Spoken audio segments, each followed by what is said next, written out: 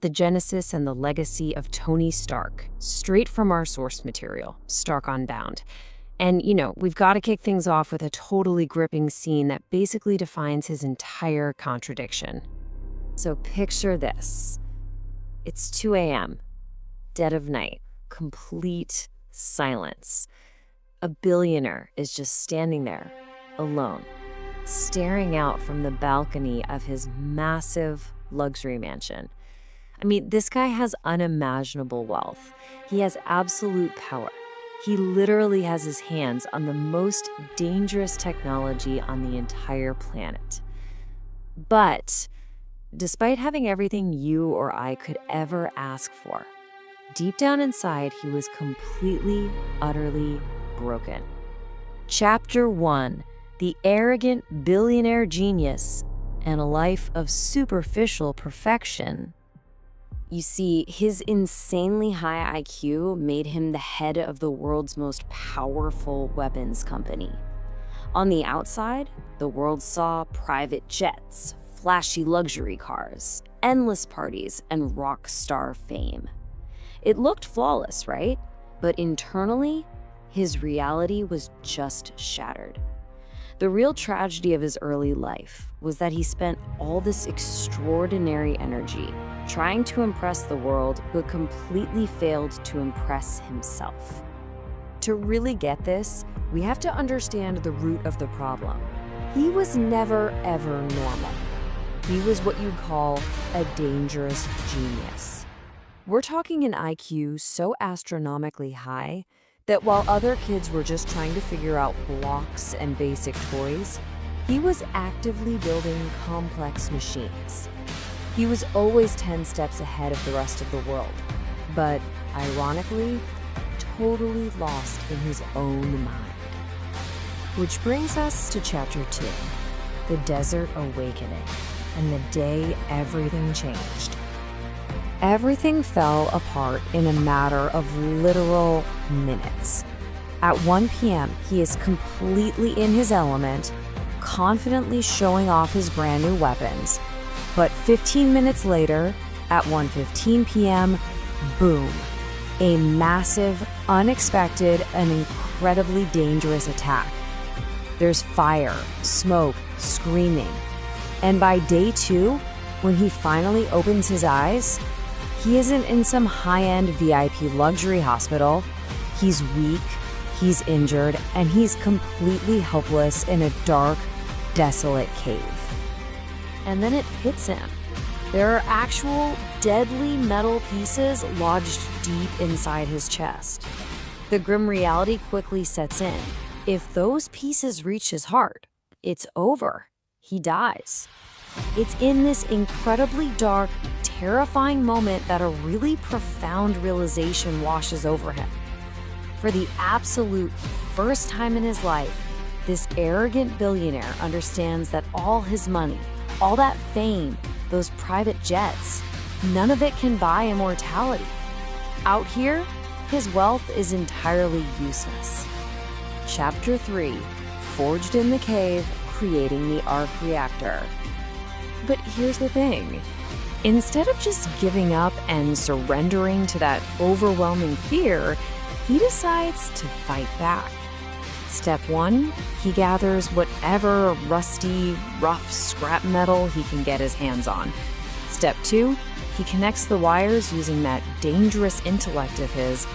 And step 3, he literally creates the impossible, the arc reactor, a glowing, self-sustaining power source engineered right there in a cave simply to keep his own heart beating. But of course, he doesn't just stop at saving his own heart. Right there, in the dust and the darkness, he engineers his very first armored suit. He equips it with heavy metal armor, devastating fire blast capabilities, and raw rocket power just to guarantee his escape. I mean, talk about a survival instinct. Because of that absolutely extraordinary feat of engineering and pure willpower, that arrogant businessman effectively died in that cave. And a legend was born. Iron Man. That right there, that was the exact literal moment of his rebirth. Moving on to Chapter 4, Rebuilding the Man and the Rise of Iron Man. So he comes back from the desert a completely changed man. He immediately shuts down his weapons business. And man, the backlash was severe. People laughed at him. The media called him absolutely crazy for just throwing away his multi-billion-dollar empire. But you know what? He completely ignored the noise. He just embraced the grind, working day and night in the lab, laser-focused on this brand new purpose. And that intense grind, it led to relentless upgrades. He built new suits, developed cutting-edge technology, engineered better artificial intelligence, and generated better, cleaner power. He was systematically rebuilding himself from the ground up. Every single failure he ran into just resulted in an even stronger, more refined version of his tech.